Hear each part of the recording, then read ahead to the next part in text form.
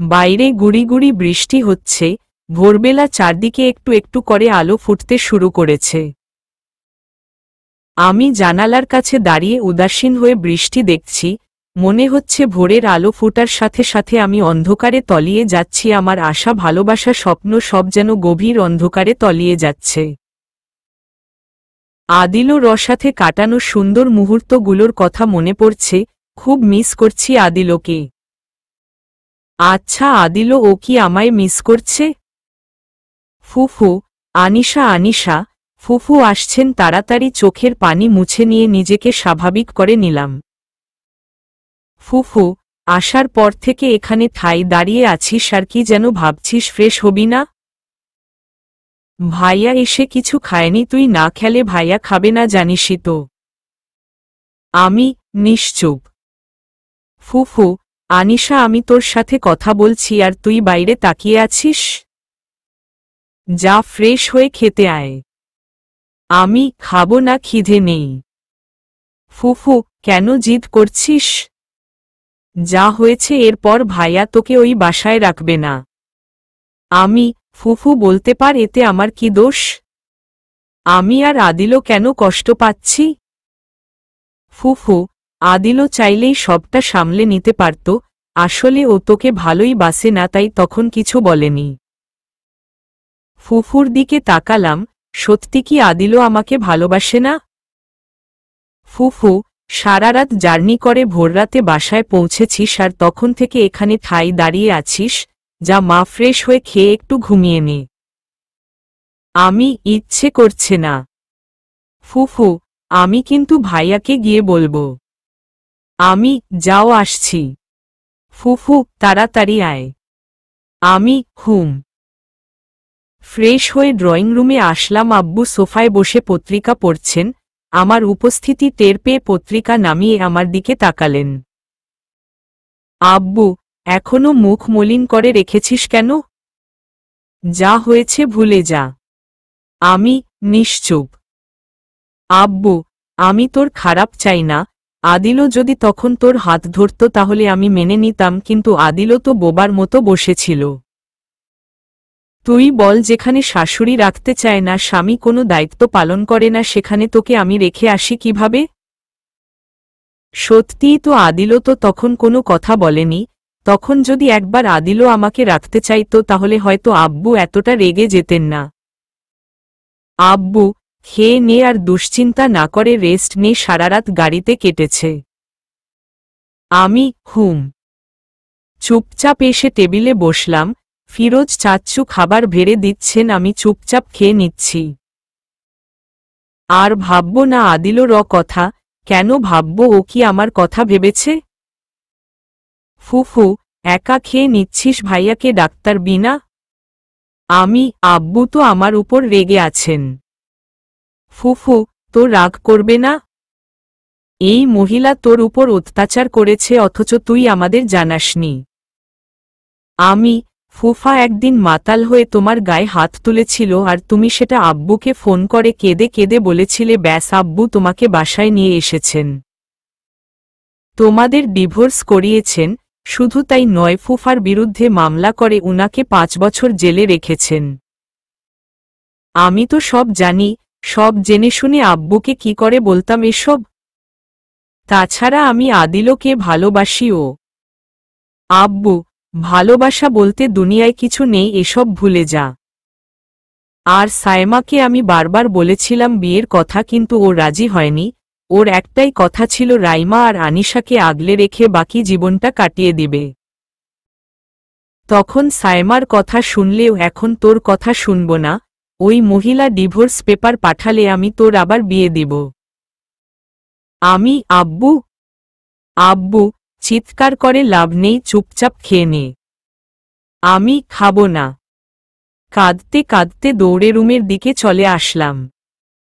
বিছানায় শুয়ে কাঁদছি আর আব্বুর বলা শেষ কথাটা ভাবছি। আদিলও কেন করল এরকম? কাল অবধি তো আদিলও বলছিল মায়ের অন্যায় কথা ও মেনে নিবে না, তাহলে কেন মেনে নিল? তাহলে কি আদিলও আমাকে ভালোবাসে না, সব মিথ্যে ছিল? এখন যদি সত্যি ডিভোর্স হয়ে যায় আর আব্বু আমাকে আবার বিয়ে দেন? ভাবতে পারছি না, এসব মাথা ঘুরছে। দরজায় কেউ একজন নক করছে শুনে উঠে বসলাম। আমি? কে? ভাইয়া। আমি। ও শিহাব ভাইয়া। দরজা খুলে দিয়ে আবার বিছানায় এসে বসলাম। ভাইয়া সোফায় এসে বসল। তুমি এত সকালে? ভাইয়া, ফুফু ফোন করে সব বলল, তাই তোকে দেখতে এসেছি। আমি নিশ্চুপ। ভাইয়া, যা হবার হয়েছে সব ভুলে যা, আবার সবকিছু নতুন করে শুরু কর। দেখো, আমার ব্যাপারে অন্য কেউ কথা বলুক সেটা আমি পছন্দ করি না। ভাইয়া, মাঝে মাঝে ইচ্ছে না হলেও পছন্দ করতে হয়। তুমি ব্যবসা সামলাচ্ছ, সেটাই করো, আমাকে সামলাতে এসো না। ভাইয়া, আদিলও খুব খারাপ ছেলে বুঝার চেয়ে। একদম চুপ। আদিলও নামে একটাও বাজে কথা বললে। ভাইয়া, তুই শুধু শুধু রেগে যাচ্ছিস। আমি তো। বের হও আমার রুম থেকে, আমাকে নিয়ে কারো ভাবতে হবে না। ভাইয়া আমার দিকে কিছুক্ষণ তাকিয়ে থেকে রুম থেকে বেরিয়ে গেল, মাথাটাই গরম করে দিয়েছে। সাত সকালে আসছে আদিলও নামে বদনাম করতে। হঠাৎ মনে হলো যে শিহাবকে কোনো কাজ ছাড়া এই বাসায় আনা যায় না। সে শিহাব আজ শুধুমাত্র এসব শুনে নিজের ইচ্ছায় চলে আসলো, তাও আবার সাত সকালে। কেমন যেন রহস্য রহস্য লাগছে। নিজেকে শান্ত করে নিলাম। ভাবছি, এই সাত সকালে ভাইয়া শুধু কি এসব ঘটনা শুনে এসেছে নাকি অন্য কোনো কারণ আছে? আবির ভাইয়া সুইসাইড করল, মা আমাকে দায়ী করে বাসা থেকে রাতেই বের করে দিল। আর আজ সাত সকালে ভাইয়া এসে আমার কাছে আদিলও নামে বদনাম বলছে। সবকিছু কেমন যেন অদ্ভুত লাগছে। আচ্ছা, দুটো বিষয়ে কোনো রহস্য নেই তো? সকাল গড়িয়ে দুপুর হয়ে এসেছে, আমি ছাদে বসে আদিলও কথা ভাবছি। ড্রয়িং রুম থেকে বেরিয়ে এসেছিলাম, তাই ফোনটা আনা হয়নি। আর এনেই বা লাভ কি, আদিলও তো আর ফোন নেই। আচ্ছা, আদিলও কি আমার ফোনটা রুমে পায়নি? ও তো পারে আমাকে একটা ফোন করতে। তাহলে কি সবার কথাই ঠিক, আদিলও আমাকে ভালোবাসে না? তাহলে এতদিন সব মিথ্যে ছিল? কিন্তু আদিলও তো বলতো ও আমাকে বিয়ের আগে থেকে ভালোবাসে। আসলে আমি ভুল ছিলাম, আদিলও আমাকে ভালোবাসে না। যদি ভালোবাসত তাহলে কাল এভাবে চুপ হয়ে থাকতে পারত না, মায়ের অন্যায় কথায় প্রতিবাদ করত। ফিরোজ চাচ্চু, আনিশা মা, তোমার শ্বশুর বাড়ি থেকে ফোন এসেছে। কথাটা শুনে চমকে উঠে পিছন ফিরে তাকালাম। নিশ্চয় আদিলও ফোন করেছে। ফিরোজ চাচ্চু, তোমার ফুফু কথা বলছে দেখে তোমাকে বলতে আসলাম, তুমি নিচে যাও। আমি যাচ্ছি। দৌড়ে নিচে আসলাম। এতক্ষণ কিসব বাজে বাজে চিন্তা করেছি, এই তো আমার আদিলও ফোন করেছে। ফুফু, আর একবার ভেবে দেখলে হয় না? মেয়েটা আপনার ছেলেকে খুব ভালোবাসে, আর আমি যতটুকু বুঝতে পেরেছি আদিলও ও আনিশাকে ভালোবাসে। কেন শুধু শুধু দুটো নিষ্পাপ মন ভাঙতে চাইছেন? ফুফুর কথা শুনে চুপচাপ দাঁড়িয়ে আছি। ফুফু যে মায়ের সাথে কথা বলছেন সেটা খুব ভালোভাবেই বুঝতে পারছি। মা ফোনের অপর পাশ থেকে কি বলছেন কিছুই শোনা যাচ্ছে না, কিন্তু এই মহিলা ফোন করল কেন? ফুফু, আমার কি মনে হয় জানেন? আপনি খুব বেশি টেনশনে হিতাহিত জ্ঞানটুকু হারিয়ে ফেলেছেন, না হলে সদ্য বিয়ে হওয়া দুটো ফুলের মতো জীবন এভাবে ধ্বংস করতে পারতেন না। আর আপনি নাওদের মা, তাহলে কিভাবে নিজের ছেলের কষ্ট সহ্য করতে পারছেন? আমি তো আনিশার ফুফু হই, মানুই, তবুও মেয়েটার মুখের দিকে তাকাতে পারি না। মেয়েটা সারাক্ষণ কাঁদে। ফুফু আমার কাছে দাও। ফুফুর থেকে ফোন আনলাম। মা, একবার বুঝার চেষ্টা করুন, আপনি যা করছেন তা অন্যায়। প্লিজ আমাদের আলাদা করে দিবেন না।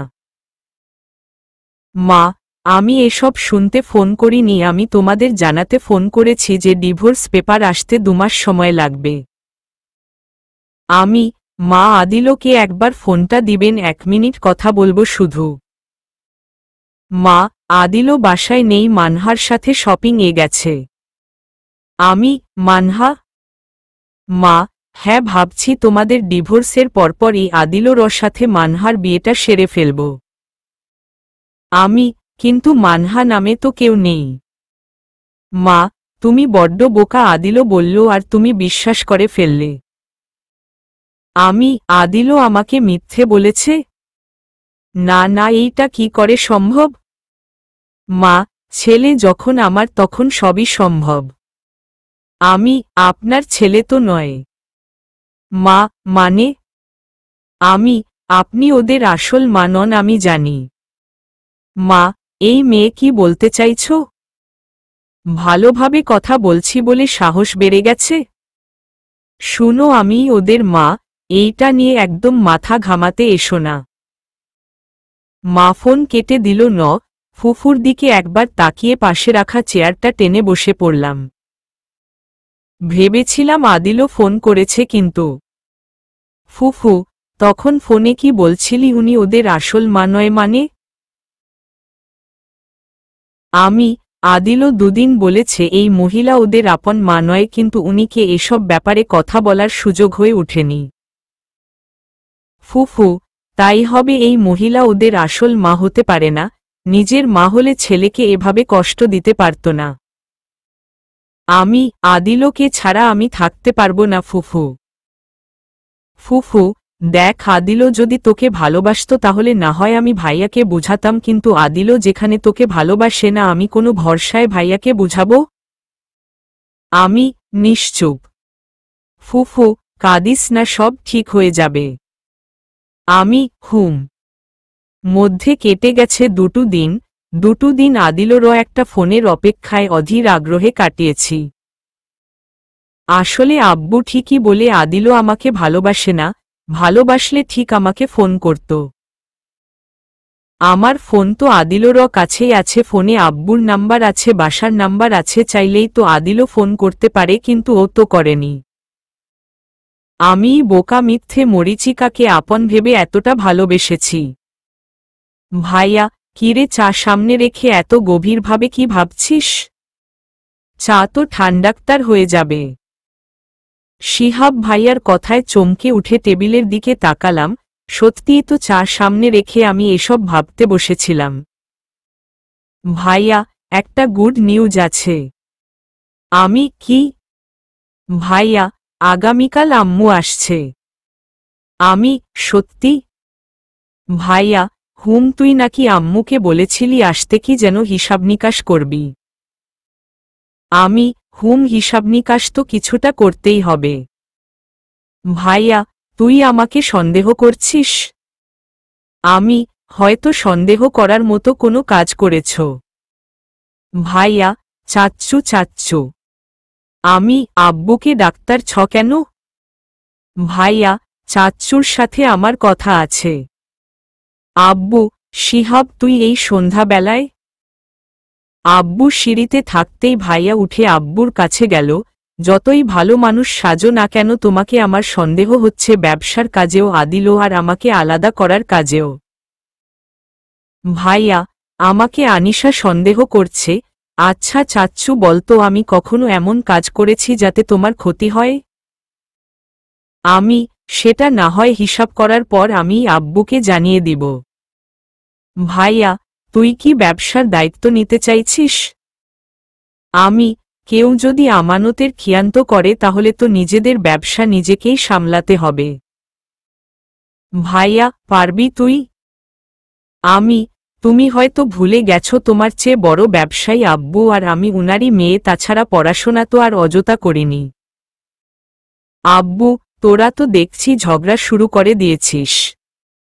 ভাইয়া, আসছি আমি। ফুফু, শিহাব, যাস না, আকাশে মেঘ জমেছে, বৃষ্টি নামবে এখনই। আমি, মেঘ তো এবার ওর মনে জমবে ফুফু। ফুফু, শুধু শুধু ছেলেটাকে রাগাতে গেলি কেন? আমি, শুধু যে নয়, সেটা চাচি আসার পর সবকিছু হিসাব করেই আমি প্রমাণ করে দিব। আদিলও আর আমাকে আলাদা করাতেও যে ওর হাত আছে সেটাও আমি প্রমাণ করব। ফুফু, শিহাব কেন তোদের আলাদা করতে যাবে? আব্বু, সায়মা আনিশার সন্দেহ ঠিক হতে পারে কারণ শিহাবের অনেক কাজ আমার কাছে সন্দেহজনক মনে হয়েছে। ফুফু, সেটা না হয় ব্যবসার বেলায়, কিন্তু তাই বলে আনিশার সংসারে? আমার সন্দেহ হচ্ছে। ফুফু, অযথাই শিহাবকে দোষ দিচ্ছিস। তোর সংসার ভেঙেছে কারণ আদিলও তোকে ভালোবাসে না, তোকে চায় না। ফুফু রাগ দেখিয়ে চলে গেলেন। আব্বু আমার দিকে কিছুক্ষণ তাকিয়ে থেকে চলে গেলেন। আমি এলোমেলো পায়ে রুমের দিকে এগুলাম। বড্ড বেশি কষ্ট হচ্ছে। আদিলকে আমি কখনো ক্ষমা করব না, ও আমাকে ঠকিয়েছে। প্রচণ্ড ঝড়বৃষ্টি শুরু হয়েছে, আকাশে বিদ্যুৎ চমকাচ্ছে, কারেন্ট নিয়ে গেছে, রুমে কোনো আলোর রেখা নেই। আগে এমন ঝড়বৃষ্টি হলে ভয় পেয়ে রাইমাকে জড়িয়ে ধরে খাটের এক কোণে বসে থাকতাম, আর আজ জানালার কাছে দাঁড়িয়ে আকাশে বিদ্যুৎ চমকানো দেখছি, হাত বাড়িয়ে বৃষ্টি ছোঁয়ার চেষ্টা করছি। বেশি কষ্ট নাকি মানুষকে পাথর বানিয়ে দেয়? আমিও হয়তো পাথর হয়ে গেছি, তাই তো আজ ভয় পাচ্ছি না। আদিলও আমাকে ভালোবাসে না জেনেও দুচোখ দিয়ে পানি আসছে না। জানালার গ্রিলে কপাল ঠেকিয়ে উদাসীন হয়ে বৃষ্টি দেখছি। হঠাৎ বারান্দায় কিসের যেন একটা শব্দ হলো। কেউ বারান্দায় লাফিয়ে পড়েছে, কিন্তু এত রাতে বারান্দায় কে আসবে? আর বারান্দার দরজা তো লাগানো। আস্তে আস্তে বারান্দার দিকে এগুলাম, তখনই দরজায় টোকা পড়ল। দরজা খুলব কিনা ভাবতে ভাবতে খুলেই ফেললাম। আকাশে বিদ্যুৎ চমকানোর আলোতে আদিলকে এক ঝলক দেখেই চমকে উঠলাম। আদিলও দরজার সামনে ঠাই দাঁড়িয়ে আছে, আমি অন্ধকারে ওকে অনুভব করতে পারছি। আনিশা। আদিলও আমাকে টেনে নিয়ে ওর বুকের সাথে জড়িয়ে ধরল। ও তো পুরো কাক ভেজা হয়ে আছে। আদিলও, কথা বলবে না আমার সাথে? তুমি এত রাতে আর এই ঝড়ের মধ্যে কিভাবে আসলে? আদিলও, আমি তো এসেছিলাম সেই সন্ধ্যাবেলায়, কিন্তু তোমার চাচাতো ভাই শিহাব আমাকে বাসায় ঢুকতে দেয়নি, উল্টো দুজনকে দিয়ে আমাকে পিটিয়েছে। মানে? আদিলও, আমি তোমাকে সেদিনই বলেছিলাম এই ছেলের মধ্যে ঘাপলা আছে, না হলে আমাকে বাসায় ঢুকতে দিবে না কেন? এতক্ষণ লুকিয়েছিলাম। শিহাব নিচে বসে আড্ডাক্তার দিচ্ছে, বিশ্বাস না হলে বাসার নিচে গিয়ে দেখো। আমি ওদের চোখ ফাঁকি দিয়ে পাইপ বেয়ে তোমার বারান্দায় এসেছি। হ্যাঁ, হিরোর মতো কাজ করেছ, এবার যাও ভেজা ড্রেস চেঞ্জ করো। আদিলও, আমার উপর রেগে আছো? আমি তোমাকে সব বলবো, শুধু একটু সময় দাও আমাকে প্লিজ। আমি রুমে চলে আসছিলাম, আদিলও আমাকে টেনে নিয়ে আবার জড়িয়ে ধরল। আদিলও, এই 3 দিন তোমাকে ছাড়া কত কষ্টে কাটিয়েছি তুমি জানো? আদিলও আমার দুগাল ধরে পাগলের মতো কপালে চোখে গালে চুমু দিচ্ছে আর কাঁদছে। এবার তো আমার নিজের উপর ঘৃণা হচ্ছে। আদিলও আমাকে এতটা ভালোবাসে, আর আমি কিনা ওকে ভুল বুঝেছিলাম। আদিলকে জড়িয়ে ধরলাম। যে যাই বলুক, আর কখনো আমি ওকে ভুল বুঝব না। মোমবাতির আলোতে আদিলর জন্য খাবার বেড়ে নিয়ে ওর জন্য অপেক্ষা করছি। আদিলও ফ্রেশ হচ্ছে, আর আমি বসে বসে মোমবাতির আগুনে আঙ্গুল দিয়ে খেলা করছি। হঠাৎ দরজা খোলার শব্দে পিছন ফিরে তাকালাম।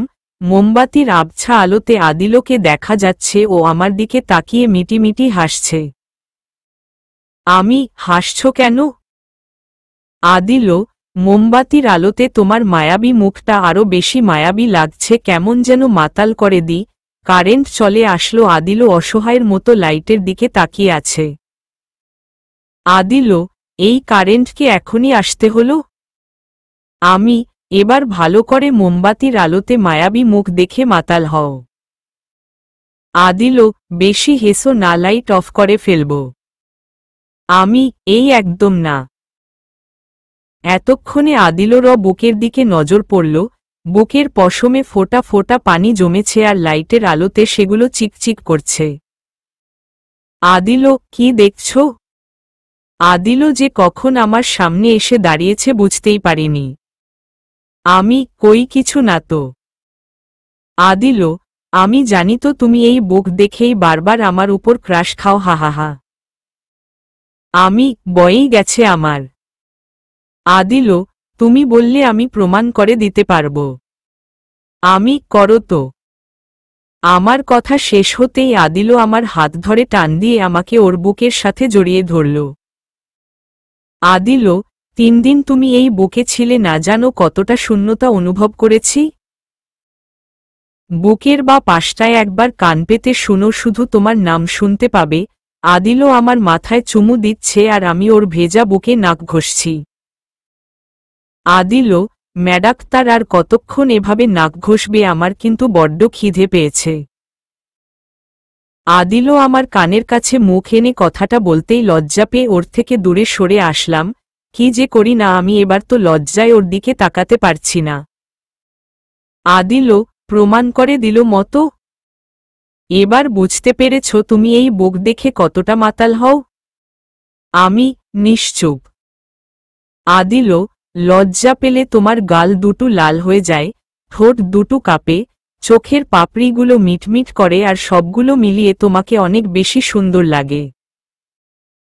আদিল ফিসফিস করে কথাগুলো বলে মুচকি হেসে সোফায় গিয়ে বসল।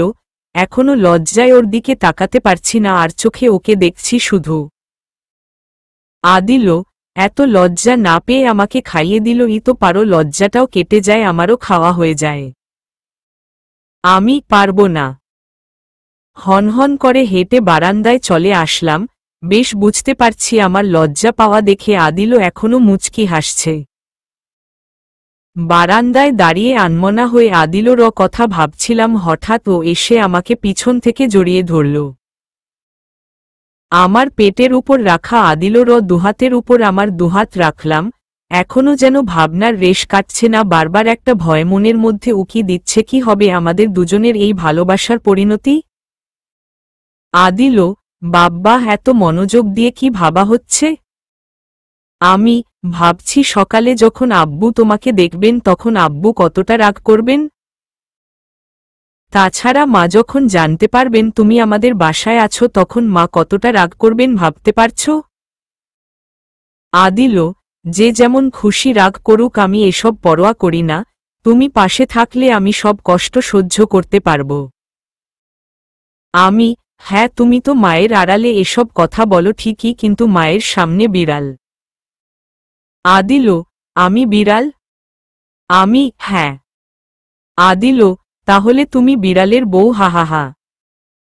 আমি ফাজলামো করো না তো। সেদিন তুমি মায়ের অন্যায় কাজে প্রতিবাদ করলে না কেন? সেদিন কেন সবার সামনে বললে না তুমি আমাকে ভালোবাসো? আদিল, আম্মুকে আমি ভালো করে চিনি, তখন আমি আম্মুর বিরুদ্ধে গেলে আম্মু খুব রেগে যেত, যার ফলে তোমার আব্বুও রেগে যেতেন, আর দুজনের রাগের শাস্তি পেতাম আমরা দুজন। আজ তো দুজন এক হতে পেরেছি, আম্মুকে বেশি রাগালে আর কখনো এক হতে পারব না। আমি আম্মুকে চিনি, তাই সেদিন চুপচাপ সবটা মেনে নিয়েছিলাম। আম্মু আর তোমার আব্বুর রাগ কমলে দুজন মিলে বুঝিয়ে বলবো, এটাই আমার ভাবনা ছিল। আমি তাহলে সেদিন আমি চলে আসছিলাম দেখেও তোমার চোখে পানি ছিল না কেন? আদিল, বড় ভাইকে কবরে রেখে আসার ঠিক পরের মুহূর্তে নিজের স্ত্রীকে হারিয়ে ফেলা কতটা কষ্টের বুঝতে পারছ? আমি সত্যি তখন পাথর হয়ে গিয়েছিলাম। আমি এসব না হয় বুঝলাম, কিন্তু সেদিন তুমি মানহাকে নিয়ে শপিং করতে গিয়েছিলে কেন? আদিল, মানহা? আমি হ্যাঁ। আদিল আমার চুলের খোপা খুলে দিয়ে চুল সহ ঘাড়ে নাক ঘষছে। আদিল, আগেই তো বলেছিলাম মানহা নামে কেউ নেই।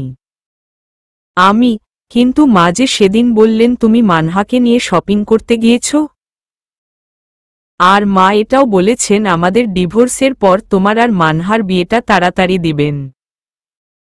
আদিল, যে মহিলা আমাদের আলাদা করতে চায় তুমি তার কথা বিশ্বাস কর কেন? আর আমাদের ডিভোর্স এই জনমে হবে না, বুঝেছ? আমি তোমাকে ভালোবাসি, আর এই জনমের পর পরজনম বলতে যদি কিছু থেকে থাকে তাহলে সেই জনমেও আমি শুধু তোমাকেই ভালোবাসব। আমি ঈষৎ কত ভালোবাসা। আদিল, জি, আমি আমার আনিশা পাগলিকে অনেক ভালোবাসি। আমি নিশ্চুপ।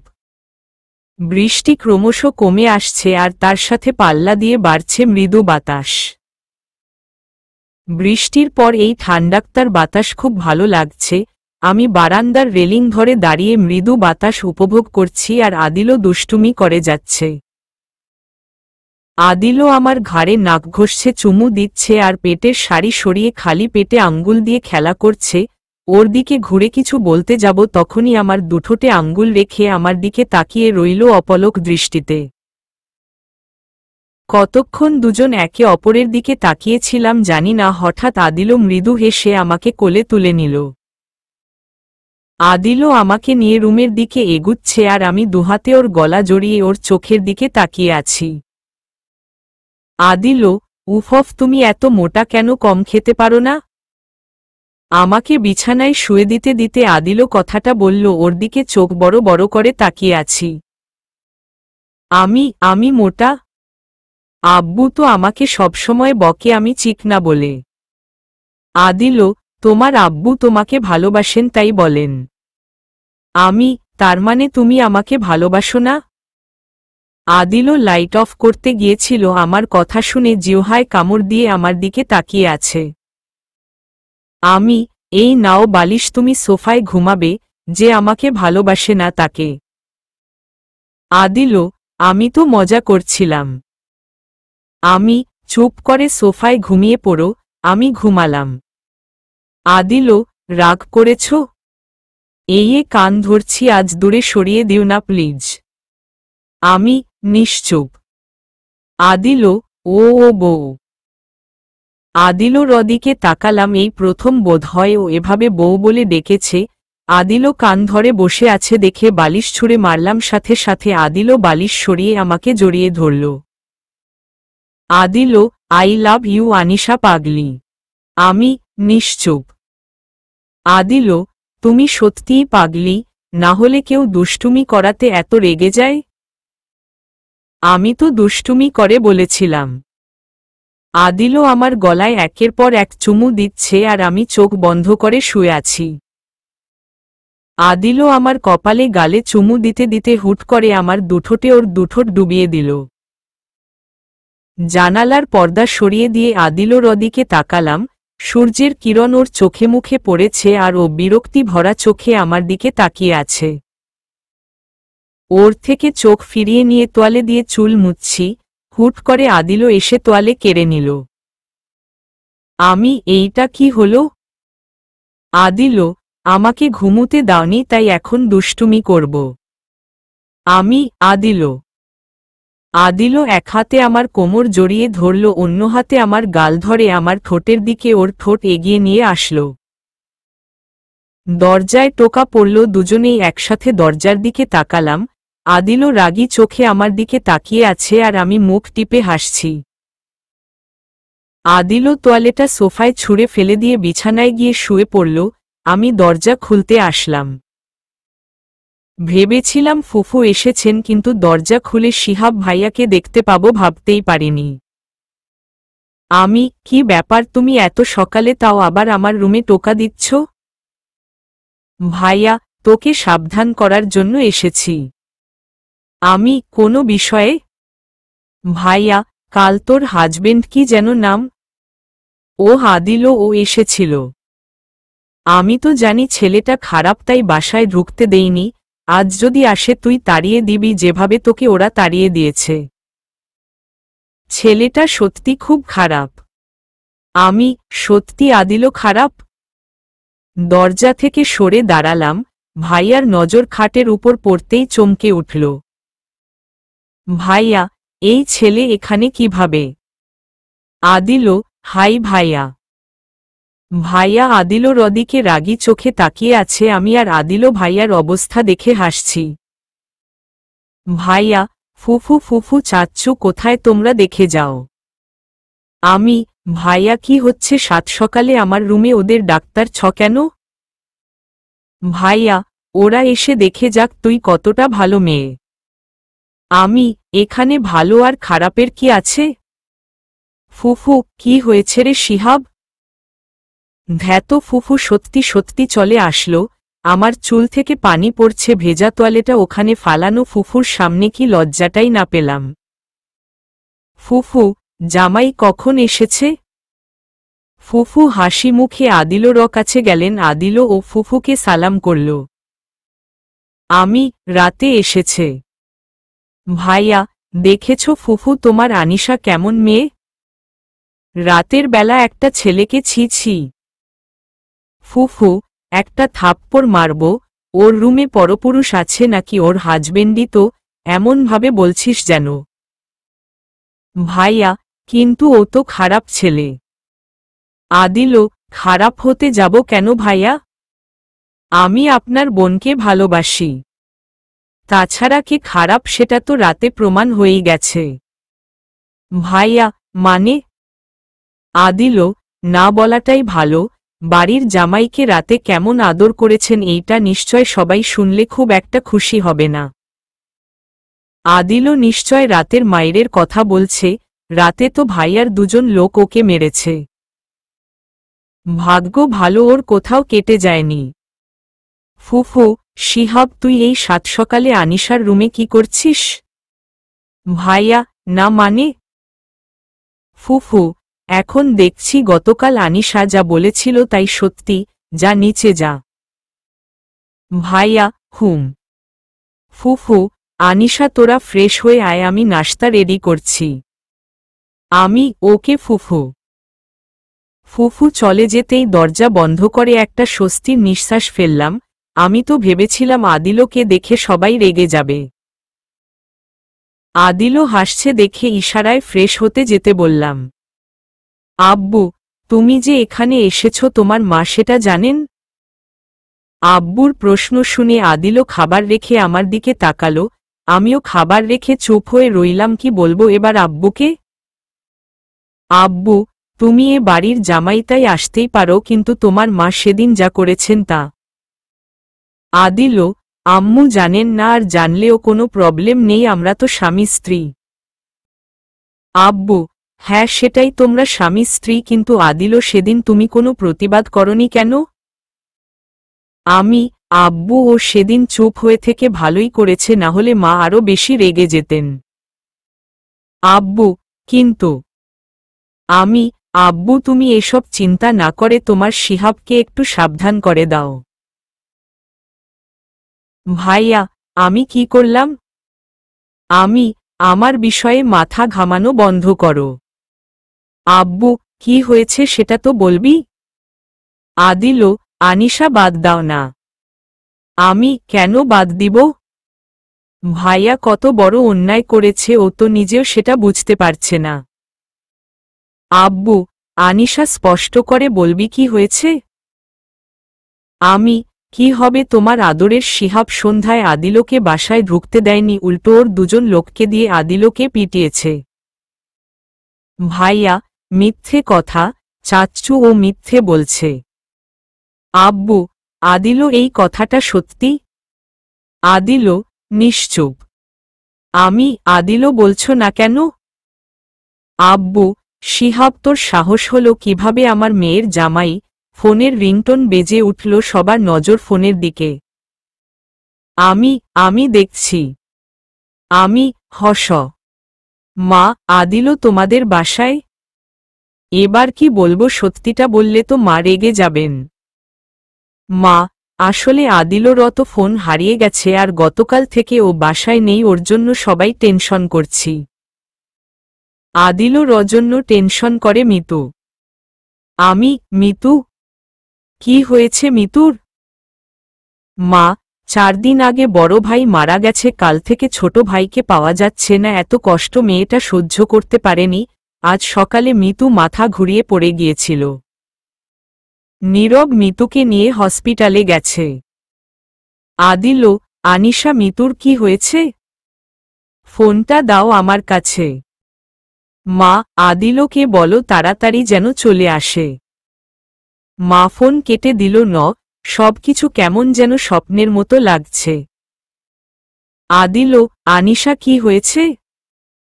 আমি, তুমি বাসায় বলে আসনি তো, সবাই টেনশন করছিল, আর মিতু সকালে মাথা ঘুরিয়ে। আদিল, ফোনটা দাও, আমি নীরবকে ফোন করছি। আদিলও আমার থেকে ফোন নিয়ে নীরবকে ফোন দিল। আদিলও, নীরবের ফোন তো সুইচ অফ বলছে। তুমি চলে যাও, মিতু তোমাকে দেখলে সুস্থ হয়ে যাবে দেখো। ফুফু, হ্যাঁ বাবা, তুমি চলে যাও। আদিলও, ঠিক আছে। আদিলও রেডি হচ্ছে, আমি পাশে দাঁড়িয়ে ভাবছি সত্যিই কি মিতু অসুস্থ নাকি এইটা মায়ের নতুন নাটক। আদিলও, আসছি। হুম। আদিলও, মন খারাপ করে আছো কেন? আমি গিয়েই তোমাকে ফোন করে সব জানাবো। হুম। আদিলও, আর খুব শীঘ্রই আম্মুকে বুঝিয়ে তোমাকে বাসায় নিয়ে যাব। আদিলও আমার কপালে একটা চুমু দিয়ে বেরিয়ে গেল।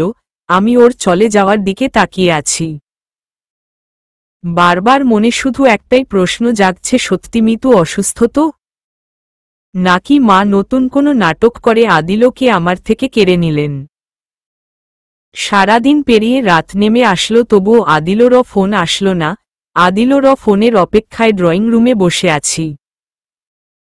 এতক্ষণে তো আদিলরও পৌঁছে যাওয়ার কথা, তাহলে আদিলও ফোন দিচ্ছে না কেন? আদিলও কি বুঝতে পারছে না আমি ওর ফোনের অপেক্ষায় অধীর আগ্রহে অপেক্ষা করছি? ফুফু, আর কতক্ষণ এভাবে বসে থাকবি? আমি জানি না। ফুফু, বললাম তো ফোন আসলে তোকে বলবো। ফুফু প্লিজ। ফুফু, তুই বরং একটা ফোন কিনে নে, তাহলে হাতের কাছে থাকবে সব সময়ে। আমি কিনে কি করব, আদিলর অত ফোন নেই। ফুফু, তাহলে দুইটা কিন, আদিলও আবার আসলে দিয়ে দিবি। এইটা ভালো আইডিয়া। ফুফু, পাগলি মেয়ে, এবার রুমে গিয়ে একটু রেস্ট নে। না। ফুফু, উফফ, বসে থাক তাহলে। ফুফু রেগে চলে গেলেন। রুমে গিয়ে কি করব, আদিলরও ফোন না পাওয়া পর্যন্ত তো মন স্থির করতে পারছি না, তাছাড়া মিতুর কি হয়েছে জানতে হবে তো। হঠাৎ ফোনের রিংটোনে কেঁপে উঠলাম, নিশ্চয় আদিলও ফোন করেছে। দৌড়ে এসে ফোন রিসিভ করলাম। হ্যালো। নীরব, ভাবি, আমি নীরব। হ্যাঁ বলো, কেমন আছো তোমরা? মিতুর কি হয়েছে? নীরব, আদিলও আমাকে সব বলেছে, আসলে মিতুর তেমন কিছু হয়নি, সামান্য জ্বর। মা যে বললেন। নীরব, আম্মু আদিলকে বাসায় আনার জন্য মিথ্যে বলেছে। কিন্তু মা জানলেন কিভাবে আদিল যে আমাদের বাসায় ছিল? নীরব, সেটা তো আমিও বুঝতে পারছি না। তাহলে কি আমার ধারণা ঠিক? মা আর শিহাব ভাইয়ার মধ্যে যোগাযোগ আছে, আর ভাইয়া মাকে এখানের সব খবর দেয়? নীরব, তোমার ফোন রুমে রেখে গিয়েছিলে, আম্মু সেটা পেয়ে ভেঙে ফেলেছে, আর আদিলকে নিষেধ করেছে তোমাকে যেন ফোন না করে। আমি লুকিয়ে তোমাকে ফোন করেছি। ভাবি, আমি যতটুকু বুঝতে পেরেছি, আম্মু চায় না তোমার আর আদিলরও এই বিয়ের সম্পর্কটা ঠিকই থাকুক, তবে কেন চায় না, কি কারণ সেটা বুঝতে পারছি না। কারণ তো অবশ্যই একটা আছে, না হলে কোনো মা সন্তানের ক্ষতি চাইবে কেন? আচ্ছা নীরব, আমাকে একটা কথা বলতো। নীরব, কি? উনি তো আদিলদের আসল মা নয়, তাহলে উনি কে? উনার আসল পরিচয় কি? নীরব, মানে? আসল মা নয়। তুমি জানো না তাহলে? নীরব, আমি তো ছোটবেলা থেকে জেনে এসেছি উনিই আদিলর মা। এইটা আদিলর থেকে জেনে নিব। নীরব, আদিলও তোমার সাথে যোগাযোগ করতে পারবে কিনা জানি না। মানে?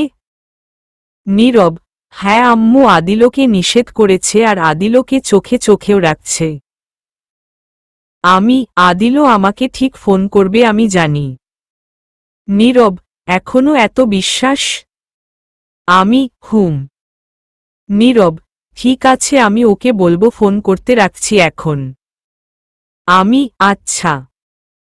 ফোন রেখে সোফায় এসে বসলাম। আমি যা সন্দেহ করেছিলাম সেটাই সত্যি হলো। মিতু তেমন অসুস্থ নয়, কিন্তু মা এইটাকে ইস্যু করে আদিলকে ঠিক আমার থেকে দূরে সরিয়ে নিলেন। মা এমন কেন করছেন? শুধু কি রাইমা আর ভাইয়ার মৃত্যুই কারণ নাকি অন্য কিছু? কলিং বেলের শব্দে আমার ভাবনায় ছাদ পড়ল। আশেপাশে কেউ নেই দেখে আমি দরজা খুলতে গেলাম। দরজা খুলে দেখি শিহাব ভাইয়া আর চাচি দাঁড়ানো। চাচি এসেছেন, এবার শিহাবের ব্যবস্থা করতে পারব। চাচি, কেমন আছিস মা? আমি, এই তো চাচি, তুমি কেমন আছো? চাচি, আমাকে তো রিসিভ করতে এয়ারপোর্টেও গেলি না। আমি, তোমার ফ্লাইট কয়টায়, কখন আসবে ভাইয়া তো আমাকে কিছুই জানায়নি। চাচি, শিহাব ভাইয়া, আসলে আম্মু আনিশাকে সারপ্রাইজ দিতে চেয়েছিলাম।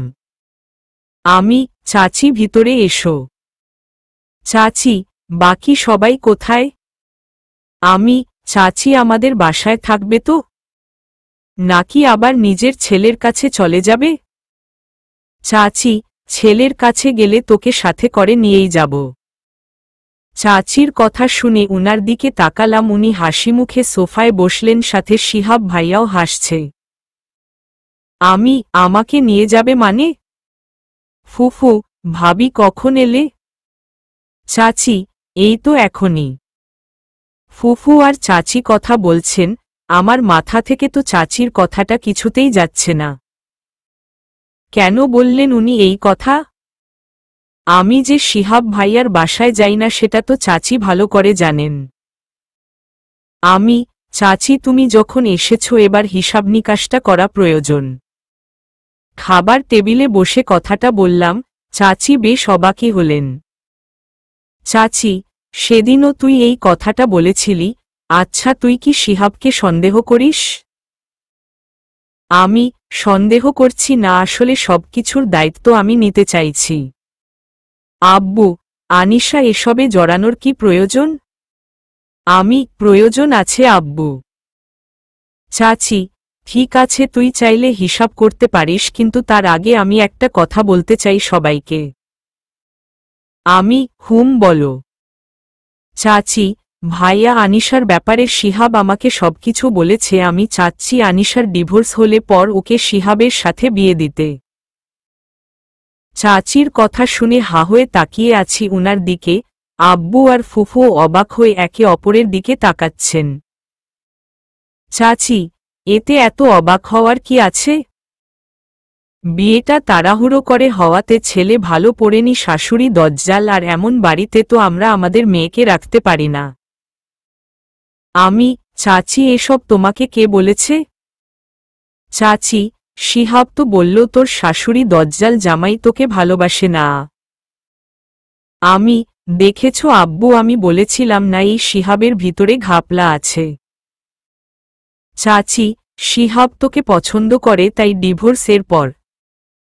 আমি, আমাদের ডিভোর্স হচ্ছে না চাচি, আমি আর আদিলও দুজন দুজনকে ভালোবাসি।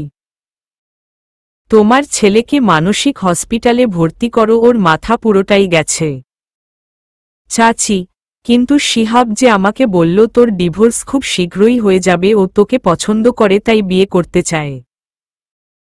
তাছাড়া তোদের সবকিছু তো শিহাব দেখাশোনা করে, তাই ও বলছিল।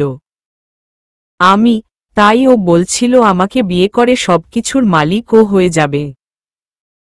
আব্বু ফুফু মিলল তো আমার কথা, আমি বলেছিলাম না ওর মতলব ভালো না। ভাইয়া, আনিশা তুই কিন্তু আমাকে ভুল বুঝছিস, তোর ডিভোর্স হলে পর তোর জীবনটা নষ্ট হয়ে যাবে তাই। আমি, আমাদের ডিভোর্স হচ্ছে না, আর হলেও জীবন নষ্ট হতে যাবে কেন? ডিভোর্সি নারীরা মানুষ নয়? ভাইয়া, আনিশা তুই কিন্তু কথাটার অন্য মানে বের করছিস। আমি, চুপ। এখন আমি বুঝতে পারছি আমার শাশুড়ি মায়ের সাথে তোমার যোগাযোগ আছে, আর তুমি এমন কিছু মাকে বলেছ যার কারণে মা আমার উপর এতটা ক্ষেপে আছে। ভাইয়া, তুই কিন্তু এবার সত্যি বাড়াবাড়ি করছিস। আমি, একদম চুপ। আব্বু, আনিশা আসতে। আমি, তোমাদের কারণে ওর সাহস এতটা বেড়েছে আব্বু। চাচি তুমি জানো ও কাল আদিলকে গুন্ডাক্তার দিয়ে পিটিয়েছে? চাচি, কি? ভাইয়া, আম্মু সব মিথ্যে। আমি কাল সকাল 10টার মধ্যে আমি সবকিছুর হিসাব চাই, আর চাচি ওকে বলে দিও আমি যদি জানতে পারি আমার শাশুড়ির সাথে ওর কোনো যোগাযোগ আছে তাহলে কিন্তু ওকে আমি পুলিশে দিব। ফুফু, আনিশা খেয়ে যা মা। রাগে গজগজ করতে করতে রুমে চলে আসলাম। আমার সাথেই কেন এত ষড়যন্ত্র হচ্ছে? একদিকে জানতে পারছি না মা কেন এমন করছেন, অন্যদিকে নিজের চাচাতো ভাই আমার বিরুদ্ধে ষড়যন্ত্র করছে। এখন তো আমার মনে হচ্ছে শিহাব আমাকে বিয়ে করার জন্যই মাকে উস্কিয়েছে, আমাকে বিয়ে করে শিহাব একা সবকিছুর মালিক হতে চায়, এটাই ওর ভাবনা। শিহাবকে না হয় চাচি শাস্তি দিবেন, কিন্তু মাকে আমি কি করে বুঝাবো? কি করে বুঝালে মা বুঝবেন আমি যে আদিলকে খুব ভালোবাসি? ফুফু, আনিশা আনিশা, বিছানায় শুয়ে শুয়ে এসব ভাবছিলাম, হঠাৎ ফুফুর ডাক্তার উঠে বসলাম। এই মাঝরাতে ফুফু এত রেগে আছেন কেন?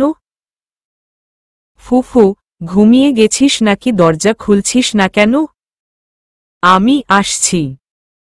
দৌড়ে এসে দরজা খুললাম। ফুফু আমার হাত চেপে ধরলেন। ফুফুকে তো কখনো এতটা রাগতে দেখিনি, হঠাৎ এই মাঝরাতে কি এমন হলো? ফুফু কি হয়েছে? ফুফু, চল আমার সাথে। আমি কোথায়? ফুফু, ভাইয়ার রুমে। কিন্তু কেন? ফুফু, চল বলছি। ফুফু আমাকে টেনে আব্বুর রুমে নিয়ে আসলো। আব্বু চেয়ারে বসে কাঁদছেন, ফুফু আমাকে ধাক্কা দিয়ে আব্বুর পায়ের কাছে ফেলে দিল। আমি কিছু বুঝতে না পেরে আব্বুর দিকে তাকিয়ে আছি। আব্বু কাঁদতে কাঁদতে চোখ দুটো লাল করে ফেলেছেন। আব্বু কি হয়েছে, কাঁদছো কেন? ফুফু, তোকে ছোট থেকে মায়ের ভালোবাসা দিয়ে আগলে রেখেছি, যখন তখন তো শাসন করার অধিকার অবশ্যই আছে। ফুফু এভাবে কেন বলছো? আমি বা রাইমা কেউই তো কখনো তোমার কথার বিরুদ্ধে চলিনি। ফুফু, আশা করি আজ থেকে চলবিও না। কি হয়েছে বলবে তো? ফুফু, এই মানুষটা তোদের কি দেয়নি? যখন যা চেয়েছিস তাই পেয়েছিস, আর আজ তোর জন্য এই মানুষটাকে এত কাঁদতে হচ্ছে কেন? আমি কি করেছি ফুফু? ফুফু, ভাইয়া কখনো কারো কাছে ছোট হয়নি, আজ শুধুমাত্র তোর চোখের পানি সহ্য করতে পারছে না বলে আদিলরও মাকে ফোন করেছিল, কিন্তু উনি কিছু বুঝার চেষ্টা করেননি, উল্টো ভাইয়াকে যা ইচ্ছা তাই শুনিয়ে দিল, অপমান করেছে ভাইয়াকে। এই বুড়ো বয়সে এসে তোর জন্য ভাইয়া অপমান সহ্য করবে কেন? মা আব্বুকে অপমান করেছে? ফুফু, হ্যাঁ করেছে, আর সাথে এইটাও বলেছে তুই খারাপ মেয়ে, তাই আদিলর কাছে তোকে আমরা জোর করে দিতে চাইছি। নিশ্চুপ। ফুফু, আনিশা এখনো সময় আছে নিজের মনকে বুঝা, যে মানুষটা তোদের জন্য এত কিছু করেছে তাকে এই বয়সে এসে কাঁদাবি? আর আদিলও কেমন ছেলে, মায়ের কথা মতো চলে? হ্যাঁ মানছি মা বাবার কথা শোনা উচিত, কিন্তু তাই বলে অন্যায় কাজ মুখ বুজে মেনে নিবে? মায়ের অন্যায় কথায় নিজের স্ত্রীকে ভুলে যায় এমন ছেলের জন্য কান্না করিস, লজ্জা করে না তোর? আব্বু, সায়মা চুপ কর। না আব্বু, ফুফুকে বলতে দাও, এসব শুনে যদি আমার বেহায়া মন একটু শক্ত হয়।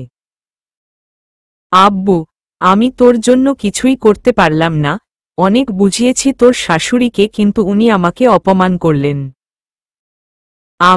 আব্বু কেঁদো না প্লিজ। তুমি তো আমাদের জন্য অনেক করেছ, আর কি চাই? স্বামী সংসার আমার লাগবে না, আমি তোমাদেরকে নিয়ে বাকি জীবন কাটিয়ে দিতে পারব। আব্বু, কিন্তু আনিশা। আব্বু আমাকে ক্ষমা করে দাও, কথা দিচ্ছি আর কখনো আদিলর জন্য কাঁদব না, যারা তোমাকে অপমান করেছে তাদের কাছে ফিরে যেতে চাইব না। আব্বু, আমি তোকে কি ক্ষমা করব? তুই পারলে আমাকে ক্ষমা করিস, বাবা হয়ে মেয়ের চোখের পানি দেখতে হচ্ছে। ফুফু, ভুল তো আমরা আগেই করেছি, ভাইয়া ভালোভাবে খোঁজ না নিয়ে আনিশাকে বিয়ে দিয়ে দিল, আর এখন শাশুড়ি দজ্জাল। যা হবার হয়েছে ভাইয়া, আনিশা আমাদের কাছেই থাকবে। আব্বু, ও দজ্জাল নয়, ও তো প্রতিশোধ নিচ্ছে। ফুফু, কে? আব্বু আনমনে কথাটা বলে ফেলেছিলেন। ফুফুর প্রশ্নে হকচকিয়ে উঠলেন। আব্বু, হ্যাঁ, কেউ না। আমি। আব্বু, একটা প্রশ্ন করব? আব্বু, কি? আমি। তুমি কি আমার শাশুড়ি মাকে আগে থেকে চিনতে? আমার প্রশ্ন শুনে আব্বু কিছুটা ঘাবড়ে গেলেন। তাহলে কি সত্যি আব্বু মাকে আগে থেকে চিনেন? আব্বু, না না, আমি চিনব কিভাবে? তোর শাশুড়িকে তো সেদিন দেখলাম, এর আগে কখনো দেখিনি। আমি। সেদিন মা ঘোমটা সরানোর পর তুমি চমকে উঠেছিলে কেন? আব্বু, কোথায়? নানা তো। আমি। তোমার চোখই বলে দিচ্ছে তুমি কিছু লুকাচ্ছ। ফুফু, ভাইয়া। ফুফুর ডাক্তার। আব্বু ফুফুর চোখের দিকে তাকালেন। ফুফু কি বুঝলেন জানি না, তবে ফুফুর মুখ কেমন যেন মলিন হয়ে গেল। ফুফু, আনিশা, অনেক রাত হয়েছে, ভাইয়ার ঘুমানো প্রয়োজন, না হলে অসুস্থ হয়ে পড়বে। তুইও চল, ঘুমাবি। আর হ্যাঁ, আর কখনো যেন তোর মুখে আদিল নামটা না শুনি। আমি। হুম। আব্বু, যা ঘুমিয়ে পড়, চিন্তা করিস না, একদিন সব ঠিক হয়ে যাবে। আব্বু আমার মাথায় হাত বুলিয়ে দিল। খুব কষ্ট হচ্ছে যে আব্বু আমাদের এত ভালোবাসেন, তাকে কিনা আমার জন্য আজ অপমানিত হতে হলো। ফুফু, কি হলো? চল। আমি। হুম, চলো। আব্বুর দিকে আর একবার তাকিয়ে চলে আসলাম। আব্বুর চোখে এখনো পানি টলমল করছে। অপমানের কষ্ট যে খুব যন্ত্রণাদায়ক। রাতের নিস্তব্ধতায় বারান্দায় দাঁড়িয়ে আছি আর চোখের পানি মুছছি। আজ না হয় আদিলর জন্য শেষ চোখের পানি ঝরিয়ে ফেলি, আর কখনো কাঁদব না। যে আমাকে ভালোবাসে না তাকে আমি কেন ভালোবাসব? যে আমাকে ভুলে থাকতে পারে তাকে আমি কেন ভুলে থাকতে পারবো না? যে মায়ের অন্যায় কথায় আমার থেকে দূরে থাকতে পারে, তার থেকে আমি কেন আমার আব্বুর জন্য দূরে থাকতে পারবো না? আদিলও যেমন ওর মাকে ভালোবাসে, আমিও তো আমার আব্বুকে ভালোবাসি। আমার আব্বু তো ওর মায়ের মতো খারাপ নয়। আব্বু খুব ভালো, তাই তো আমার কষ্ট সহ্য করতে না পেরে নিজেকে আদিলরও মায়ের কাছে ছোট করেছিলেন, আর ওই মহিলা আব্বুকে অপমান করল। আব্বুর অপমানের কথা আমি কখনো ভুলব না, আর কখনো আদিলকে মনে করে কাঁদব না। আজকের এই অন্ধকার রাত কাটার সাথে সাথে কেটে যাবে আমার জীবনের সব দুঃখ, কষ্ট আর যন্ত্রণাদায়ক স্মৃতিগুলো। ভোরের আলো ফোটার সাথে সাথে আমার জীবনেও শুরু হবে নতুন অধ্যায়। নতুন করে শুরু করব আমার একা পথচলা, যে পথচলায় থাকবে না আদিল নামের কোনো মরীচিকা। চলবে।